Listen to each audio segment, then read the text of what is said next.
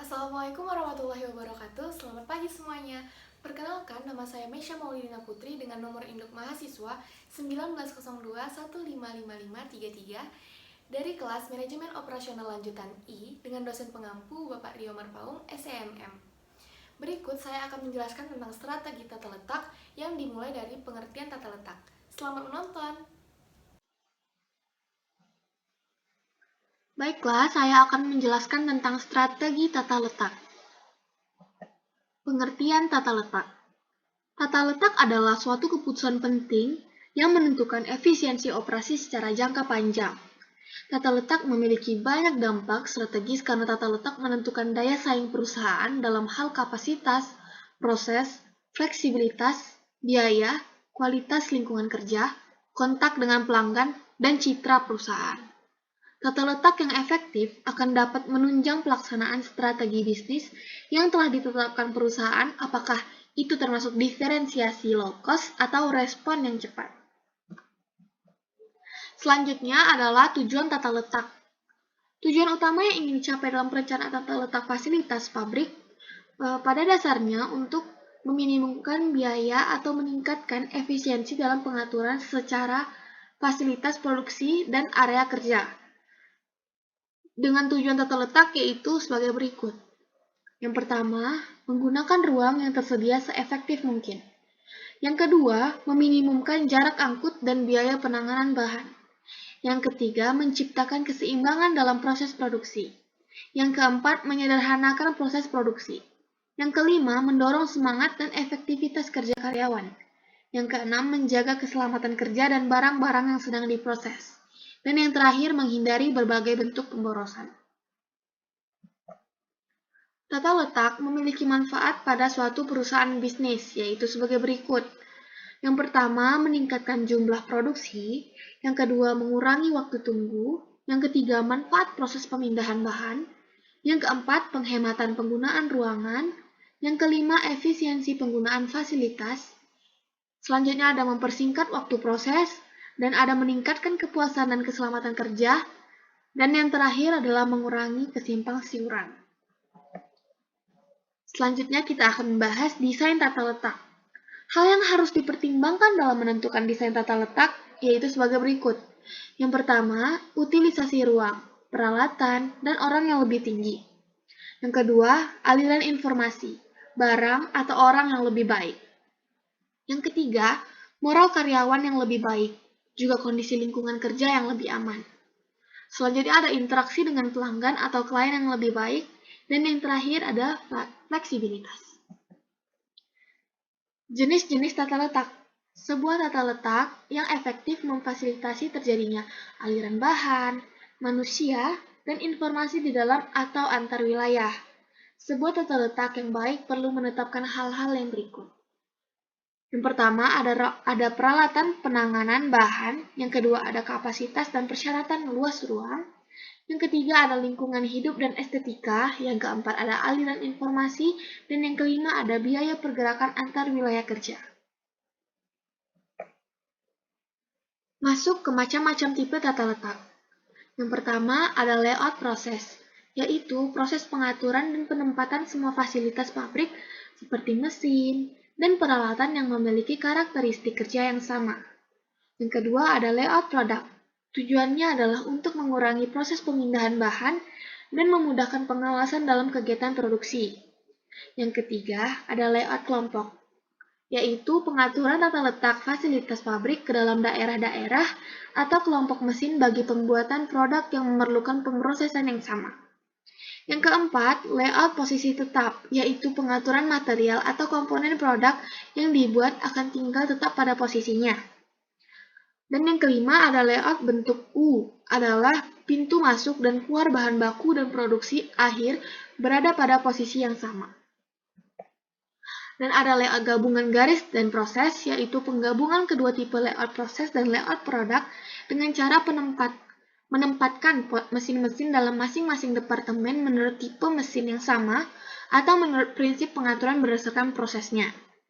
Dan Ada layout gabungan garis dan bentuk U untuk mengatasi angka pecahan dalam jumlah pekerja.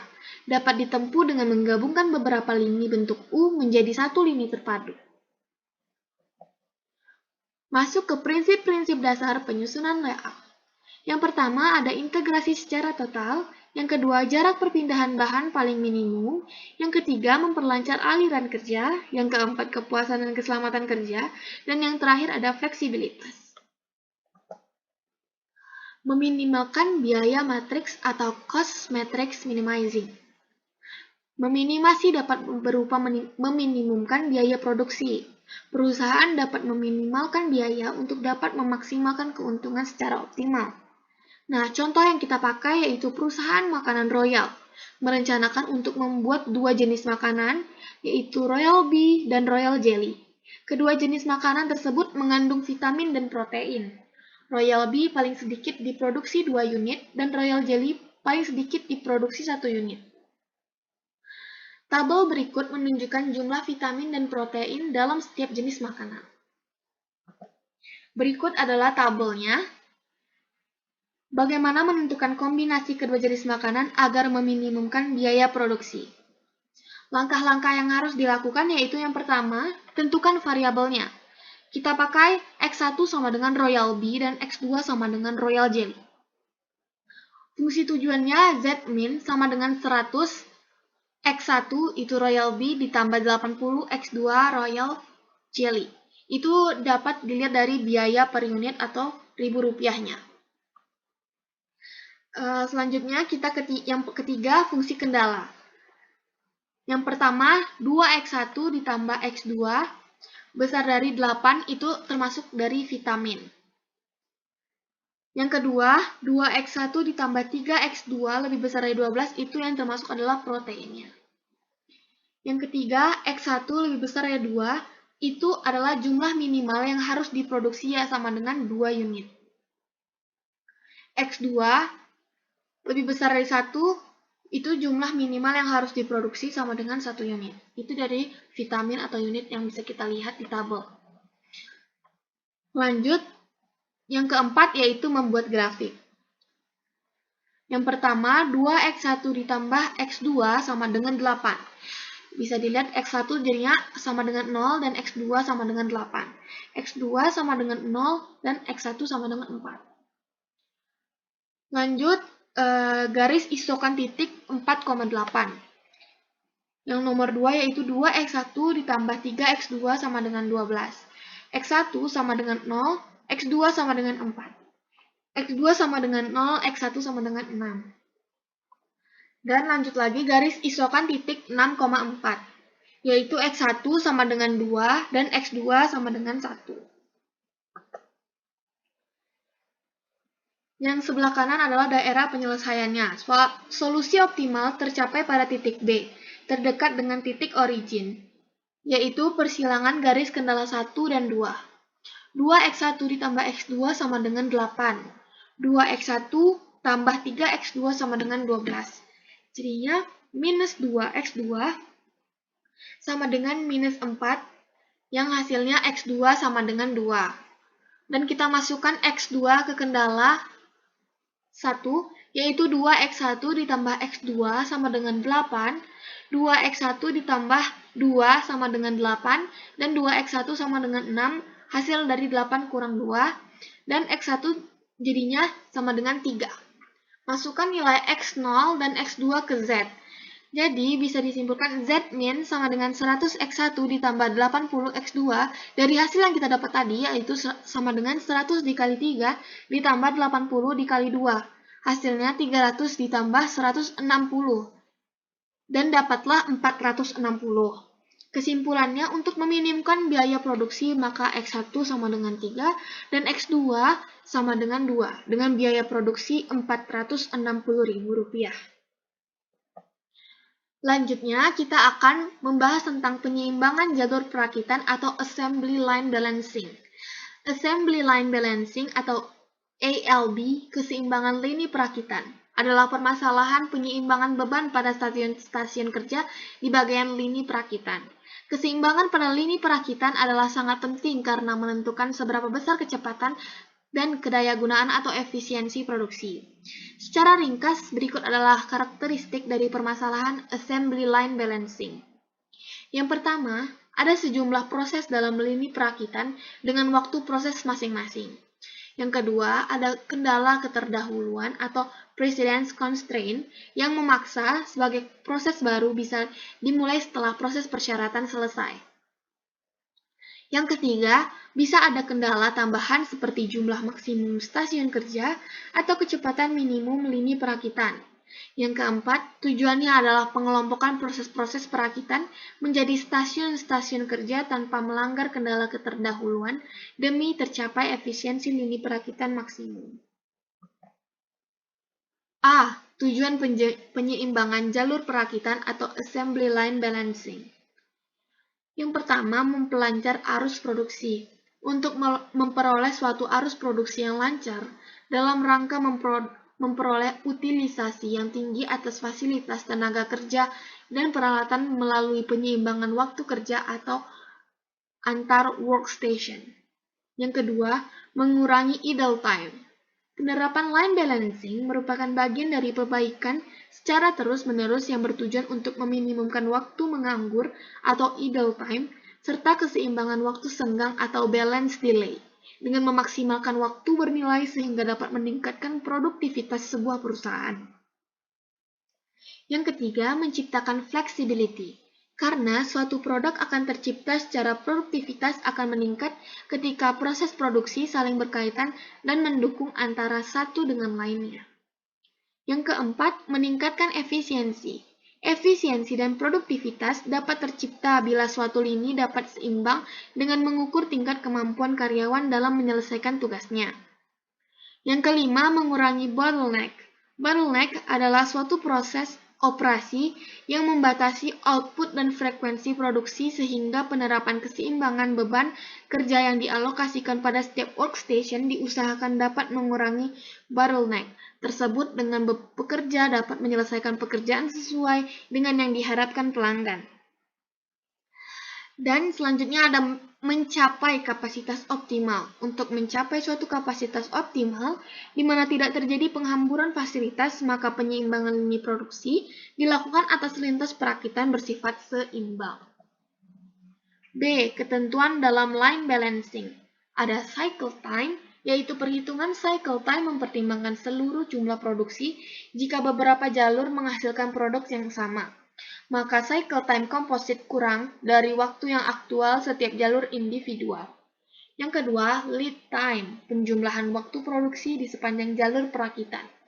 Yang ketiga, bottleneck, keterlambatan transmisi yang memperlambat laju produksi. Ini bisa diatasi dengan line balancing. Yang keempat adalah task precedence. Ini adalah urutan tugas yang dilakukan. Itu dapat diwakili oleh note atau grafik. Selanjutnya ada waktu atau idle time. Periode ketika sistem tidak dapat digunakan tetapi tersedia. Yang keenam, produktivitas. Didefinisikan sebagai rasio output dibandingkan input. Produktivitas tergantung pada beberapa faktor seperti keterampilan kerja, metode pekerjaan, dan mesin yang digunakan. Take time adalah kecepatan produksi yang menyelaraskan produksi dengan permintaan klien. Ini menunjukkan seberapa cepat kebutuhan untuk memproduksi produk untuk memenuhi pesanan pelanggan.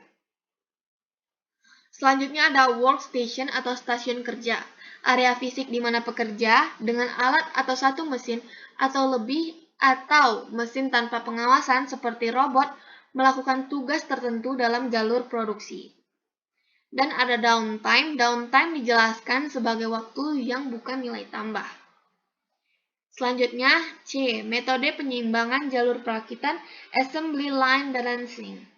Dalam penyeimbangan lintasan terdapat beberapa metode atau cara pendekatan yang berbeda-beda. Akan tetapi mempunyai tujuan yang pada dasarnya sama, yaitu mengoptimumkan lintasan agar didapat penggunaan tenaga kerja dan fasilitas yang sebaik mungkin. Secara umum terdapat 3 metode dasar keseimbangan lintas perakitan.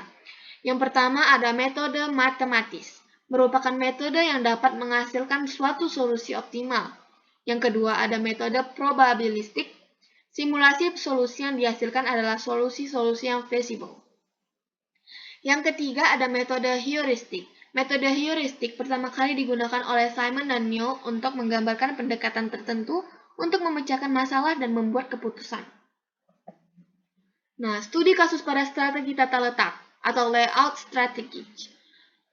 Will Koch, perusahaan manufaktur terbesar di dunia. Ketika Presiden Bob Collins memulai karirnya di Will Koch, hanya ada segelintir karyawan. Sekarang perusahaan Florida ini memiliki tenaga kerja 350.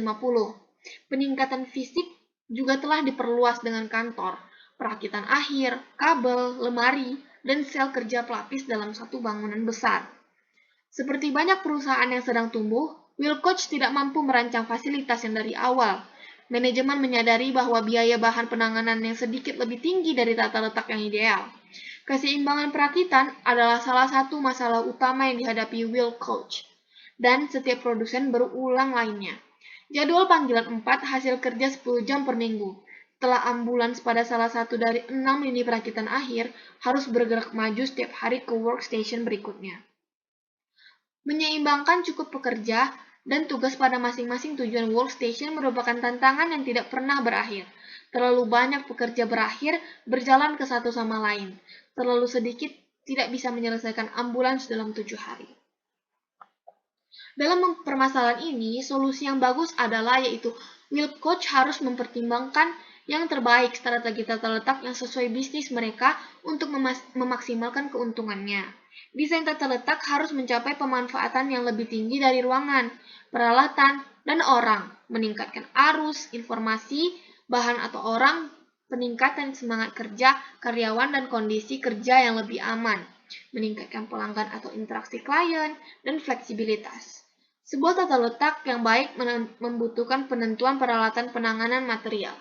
Kapasitas dan kebutuhan ruang juga harus dipenuhi. Hanya ketika personel, mesin, dan peralatan dikenal dapat manajer memutuskan dengan tata letak dan menyediakan ruang untuk masing-masing komponen. Lingkungan dan estetika juga harus diperhatikan seperti keputusan pada jendela, berkebun, dan tinggi partisi untuk memfasilitasi aliran udara. Komunikasi juga penting dan harus difasilitasi oleh tata letak. Terakhir, biaya pindah antara berbagai area kerja juga harus merupakan titik untuk pertimbangan. Kesimpulan yang kita bisa petik dari semua ini, tata letak adalah suatu keputusan penting yang menentukan efisiensi operasi secara jangka panjang.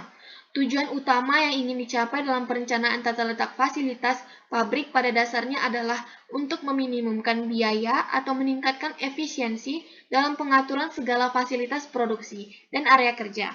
Banyak yang harus diperhatikan dalam melakukan strategi tata letak agar menjadi efisien dan menjadi perusahaan mendapat keuntungan secara optimal. Baiklah, sekian dari materi strategi tata letak. Terima kasih telah menonton, dan Assalamualaikum warahmatullahi wabarakatuh.